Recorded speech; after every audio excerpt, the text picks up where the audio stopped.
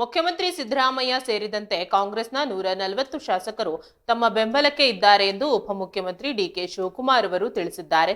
ದೆಹಲಿ ಭೇಟಿ ಹಾಗೂ ಹೈಕಮಾಂಡ್ನೊಂದಿಗೆ ಚರ್ಚೆಗಳ ಕುರಿತು ಮಾತನಾಡಿದ ಅವರು, ಪಕ್ಷದ ಆಂತರಿಕ ವಿಚಾರಗಳನ್ನ ಸಾರ್ವಜನಿಕವಾಗಿ ಚರ್ಚಿಸುವುದಿಲ್ಲ, ಆದರೆ ಎಲ್ಲದಕ್ಕೂ ಕಾಲವೇ ಉತ್ತರ ನೀಡಲಿದೆ ಎಂದು ವಿಶ್ವಾಸ ವ್ಯಕ್ತಪಡಿಸಿದ್ದಾರೆ.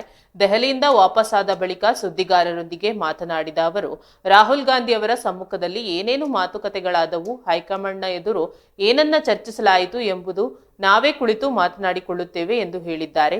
ತಮ್ಮ ಬೆಂಬಲಿಗರು ಹೈಕಮಾಂಡ್ನ ತೀರ್ಮಾನಕ್ಕಾಗಿ ಕಾಯುತ್ತಿದ್ದಾರೆ ಎಂಬ ಪ್ರಶ್ನೆಗೆ ಪ್ರತಿಕ್ರಿಯೆ ನೀಡಿದ ಅವರು, ನಮ್ಮ ಶಾಸಕರೆಲ್ಲರೂ ನನ್ನ ಬೆಂಬಲಿಗರು. ಮುಖ್ಯಮಂತ್ರಿ ಸಿದ್ದರಾಮಯ್ಯನವರು ನನಗೆ ಬೆಂಬಲ ನೀಡಿದ್ದಾರೆ. ನಾನು ಮತ್ತು ಮುಖ್ಯಮಂತ್ರಿಗಳು ಏನು ಮಾತನಾಡಿದ್ದೇವೆ ಎಂಬುದು ನಿಮಗೆ ಗೊತ್ತಿದೆಯಾ? ಈ ವಿಚಾರವನ್ನ ಮತ್ತೆ ಬಹಿರಂಗವಾಗಿ ಚರ್ಚಿಸಲು ಸಾಧ್ಯವೇ? ಕಾಲವೇ ಎಲ್ಲದಕ್ಕೂ ಉತ್ತರ ನೀಡಲಿದೆ ಎಂದಿದ್ದಾರೆ. ರಾಹುಲ್ ಗಾಂಧಿ ಅವರನ್ನ ಭೇಟಿಯಾಗಿಲ್ಲ ಎಂದು ವರದಿಯಾಗಿದೆ ಎಂಬ ವಿಚಾರಕ್ಕೆ ಪ್ರತಿಕ್ರಿಯೆ ನೀಡಿದ ಅವರು, ದೆಹಲಿಗೆ ಹೋಗುವುದೇ ರಾಜಕೀಯ ಪಕ್ಷ ಮತ್ತು ಸರ್ಕಾರದ ಕೆಲಸಗಳಿಗಾಗಿ.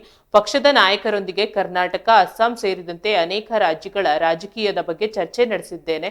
ರಾಹುಲ್ ಗಾಂಧಿ ಅವರನ್ನ ಭೇಟಿಯಾಗಿದ್ದೇನೆ. ಅವರೊಂದಿಗಿನ ಸಭೆಯ ಫೋಟೋ ನೀವೇ ತೋರಿಸಿದ್ದೀರಿ. ಇದರ ಹೊರತಾಗಿ ನಾನು ಬೇರೆ ಯಾವುದೇ ಚರ್ಚೆ ನಡೆಸುವುದಿಲ್ಲ ಎಂದಿದ್ದಾರೆ. ಮುಂದಿನ ದಿನಗಳಲ್ಲಿ ಹೈಕಮಾಂಡ್ನಿಂದ ಒಳ್ಳೆಯ ಸುದ್ದಿ ಸಿಗಲಿದೆ ಎಂಬ ಪ್ರಶ್ನೆಗೆ ಉತ್ತರಿಸಿದ ಅವರು, ತಮ್ಮ ಸಹೋದರರು ಮತ್ತು ಕಾರ್ಯಕರ್ತರು ಮುಖ್ಯಮಂತ್ರಿ ಎಂದು ಬಯಸುತ್ತಾರೆ. ಆದರೆ ಹೈಕಮಾಂಡ್ನ ತೀರ್ಮಾನಕ್ಕೆ ಬದ್ಧರಾಗಿರುವುದಕ್ಕೆ ಮುಖ್ಯಮಂತ್ರಿ ಮತ್ತು ತಾವು ಒಮ್ಮತದ ನಿರ್ಧಾರಕ್ಕೆ ಬಂದಿದ್ದೇವೆ ಎಂದು ತಿಳಿಸಿದ್ದಾರೆ. ಪಕ್ಷದಲ್ಲಿ ಎಲ್ಲರೂ ಕಷ್ಟಪಟ್ಟು ದುಡಿದಿದ್ದಾರೆ ಮತ್ತು ಎಲ್ಲರೂ ಒಗ್ಗಟ್ಟಾಗಿದ್ದಾರೆ ಎಂದು ಹೇಳಿದ್ದಾರೆ. ಕಾಂಗ್ರೆಸ್ ಒಗ್ಗಟ್ಟಾಗಿದೆ ಮತ್ತು ಹೈಕಮಾಂಡ್ ಸೂಕ್ತ ಸಮಯದಲ್ಲಿ ನಿರ್ಧಾರ ತೆಗೆದುಕೊಳ್ಳಲಿದೆ. ಮುಖ್ಯಮಂತ್ರಿ ಸಿದ್ದರಾಮಯ್ಯ ಸಹ ಹೈಕಮಾಂಡ್ನ ತೀರ್ಮಾನಕ್ಕೆ ಬದ್ಧರಾಗಿದ್ದಾರೆ ಎಂದು ಅವರು ಸ್ಪಷ್ಟಪಡಿಸಿದ್ದಾರೆ.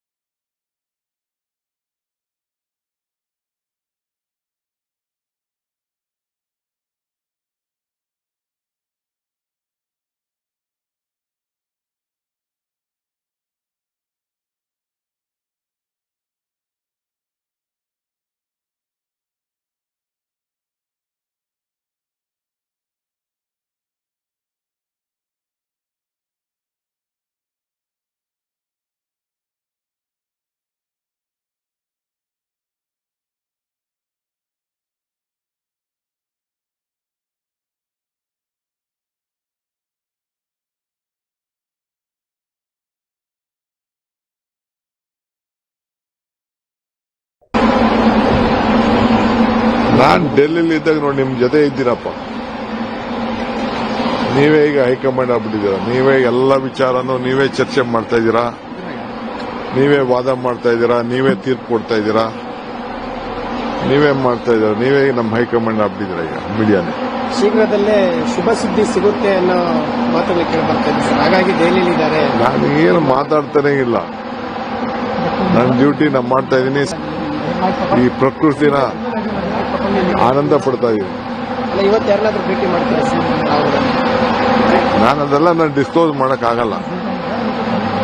ಬಟ್ ನಾವು ರಾಜಕಾರಣ ಮಾಡೋರೆ, ಸರ್ಕಾರ ನಡೆಸೋರು, ಜನಕ್ಕೆ ಒಳ್ಳೇದಾಗಲಿ ಅಂತ ಬಯಸೋರು, ಅನೇಕ ಸರ್ಕಾರದ ಕೆಲಸಗಳಿರ್ತದೆ, ಪಕ್ಷದ ಕೆಲಸಗಳಿರ್ತದೆ, ಅವೆಲ್ಲ ಕೂಡ ನಾವು ಮಾಡಬೇಕಾಗ್ತದಲ್ಲ. ನಾನು ಡೆಲ್ಲಿಲಿ ಇದ್ದಾಗ ನೋಡಿ ನಿಮ್ ಜೊತೆ ಇದ್ದೀನಪ್ಪ. ನೀವೇ ಈಗ ಹೈಕಮಾಂಡ್ ಆಗ್ಬಿಟ್ಟಿದ್ದೀರಾ. ನೀವೇ ಎಲ್ಲ ವಿಚಾರನೂ ನೀವೇ ಚರ್ಚೆ ಮಾಡ್ತಾ ಇದ್ದೀರಾ, ನೀವೇ ವಾದ ಮಾಡ್ತಾ ಇದ್ದೀರಾ, ನೀವೇ ತೀರ್ಪು ಕೊಡ್ತಾ ಇದ್ದೀರಾ, ನೀವೇ ಮಾಡ್ತಾ ಇದ್ದೀರಾ, ನೀವೇ ನಮ್ಮ ಹೈಕಮಾಂಡ್ ಆಗ್ಬಿಟ್ಟಿದ್ದೀರಾ ಈಗ ಮೀಡಿಯಾನೇ. ಶೀಘ್ರದಲ್ಲೇ ಶುಭ ಸುದ್ದಿ ಸಿಗುತ್ತೆ ಅನ್ನೋ ಮಾತುಗಳು ಕೇಳಿ ಬರ್ತಾ ಇದೆ ಸರ್. ಹಾಗಾಗಿ ದೆಹಲಿಯಲ್ಲಿದ್ದಾರೆ. ನಾನು ಏನು ಮಾತಾಡ್ತಾನೆ ಇಲ್ಲ. ನನ್ನ ಡ್ಯೂಟಿ ನಾನು ಮಾಡ್ತಾ ಇದ್ದೀನಿ. ಈ ಪ್ರಕೃತಿನ ಆನಂದ ಪಡ್ತಾ ಇದ್ದೀನಿ. ಅಲ್ಲ, ಇವತ್ತು ಯಾರನ್ನಾದ್ರೂ ಭೇಟಿ ಮಾಡ್ತಾರೆ ಸರ್?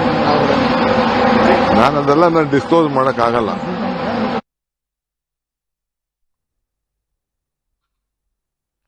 ಈ ಬಗ್ಗೆ ಹೆಚ್ಚಿನ ಮಾಹಿತಿ ತಿಳಿಸಲು ನ್ಯೂಸ್ ಡೆಸ್ಕ್ ಇಂದ ನಮ್ಮ ಪ್ರಸನ್ನ ಅವರು ಜೊತೆಗಿದ್ದಾರೆ. ಬನ್ನಿ ಈ ಬಗ್ಗೆ ಚರ್ಚಿಸೋಣ.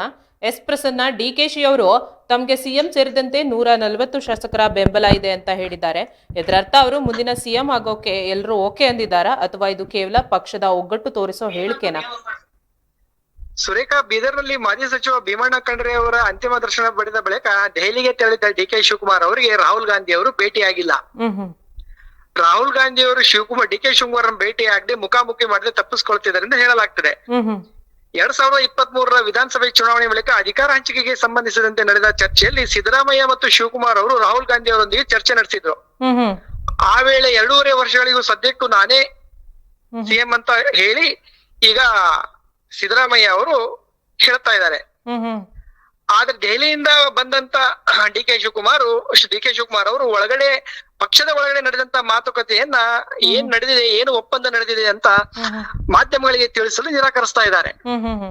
ಆದ್ದರಿಂದ ಮಾರ್ಮಿಕವಾಗಿ ಮಾತಾಡ್ತಿರುವಂತ ಡಿಕೆ ಶಿವಕುಮಾರ್ ಅವರು 140 ಸಿದ್ದರಾಮಯ್ಯ ಅವರನ್ನು ಒಳಗೊಂಡು 140 ಶಾಸಕರ ಬೆಂಬಲ ನನಗಿದೆ. ಪಕ್ಷದಲ್ಲಿ ಯಾವುದೇ ಒಡಕಿಲ್ಲ, ಎಲ್ಲಾ ನಾಯಕರು ನಾವು ಒಗ್ಗಟ್ಟಾಗಿದ್ದೇವೆ. ಏಪ್ರಿಲ್ ನಲ್ಲಿ ಶುಭ ಸುದ್ದಿ ಸಿಗುವ ಸೂಚನೆ ಇದೆ ಅಂತ ಹೇಳ್ತಾ ಇದ್ದಾರೆ ಸುರೇಖಾ. ಅಂದ್ರೆ ಇದು ಪಕ್ಷದ ಒಗ್ಗಟ್ಟು ತೋರಿಸೋ ಹೇಳಿಕೆ ಅಂತ ಅಂತೀರಾ?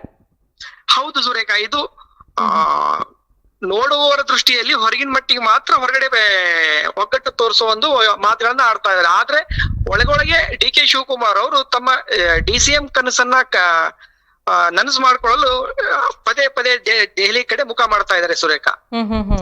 ಈ ನಡುವೆ ಅವರು ಈ ಮಾತಿನ ನಡುವೆ ಎಲ್ಲದಕ್ಕೂ ಕಾಲುವೆ ಉತ್ತರ ಕೊಡುತ್ತೆ ಅಂತ ಡಿಕೆಶಿ ಅವರು ಹೇಳಿದ್ದಾರೆ. ಹೈಕಮಾಂಡ್ ಕಡೆಯಿಂದ ಏನಾದ್ರೂ ಬದಲಾವಣೆ ಡೆಡ್ಲೈನ್ ಸಿಕ್ಕಿದ್ಯಾ ಅಥವಾ ಸುಮ್ನೆ ಕುತೂಹಲಕ್ಕೆ ಹಾಗೆ ಹೇಳಿರಬಹುದಾ? ಇಲ್ಲ ಸುರೇಖಾ, ಇದು ಎಐಸಿಸಿ ಅಧ್ಯಕ್ಷ ಮಲ್ಲಿಕಾರ್ಜುನ್ ಖರ್ಗೆ ಅವರ ಅಂಗಳಕ್ಕೆ ಹೋದಾಗ ಅವರು ನನ್ ಕೈಯಲ್ಲಿ ಏನೂ ಇಲ್ಲ, ಇದಕ್ಕೆ ಸೋನಿಯಾ ಗಾಂಧಿ ಹಾಗೂ ರಾಹುಲ್ ಗಾಂಧಿ ಅವರೇ ಉತ್ತರ ಕೊಡ್ಬೇಕಂತ ಅವ್ರ ಹತ್ರ ಹಾಕಿದ್ರು ಈ ವಿಷಯನ.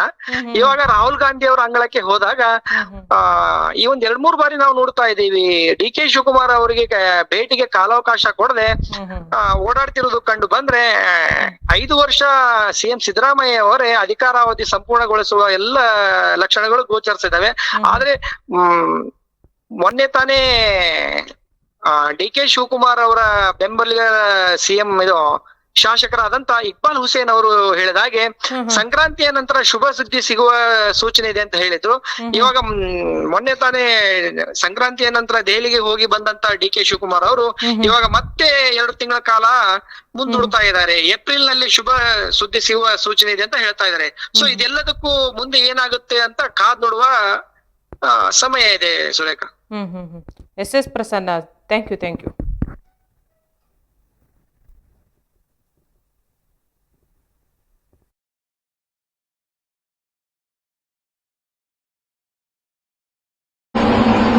ನಾನ್ ಡೆಲ್ಲಿಲಿ ಇದ್ದಾಗ ನೋಡಿ ನಿಮ್ ಜೊತೆ ಇದ್ದೀನಪ್ಪ. ನೀವೇ ಈಗ ಹೈಕಮಾಂಡ್ ಆಗ್ಬಿಟ್ಟಿದ್ದೀರಾ. ನೀವೇ ಎಲ್ಲ ವಿಚಾರನೂ ನೀವೇ ಚರ್ಚೆ ಮಾಡ್ತಾ ಇದ್ದೀರಾ, ನೀವೇ ವಾದ ಮಾಡ್ತಾ ಇದ್ದೀರಾ, ನೀವೇ ತೀರ್ಪು ಕೊಡ್ತಾ ಇದ್ದೀರಾ, ನೀವೇ ಮಾಡ್ತಾ ಇದ್ದೀರಾ, ನೀವೇ ನಮ್ಮ ಹೈಕಮಾಂಡ್ ಆಗ್ಬಿಟ್ಟಿದ್ದೀರಾ ಈಗ ಮೀಡಿಯಾನೇ. ಶೀಘ್ರದಲ್ಲೇ ಶುಭ ಸುದ್ದಿ ಸಿಗುತ್ತೆ ಅನ್ನೋ ಮಾತುಗಳು ಕೇಳಿ ಬರ್ತಾ ಇದೆ ಸರ್. ಹಾಗಾಗಿ ದೆಹಲಿಯಲ್ಲಿದ್ದಾರೆ. ನಾನು ಏನು ಮಾತಾಡ್ತಾನೆ ಇಲ್ಲ.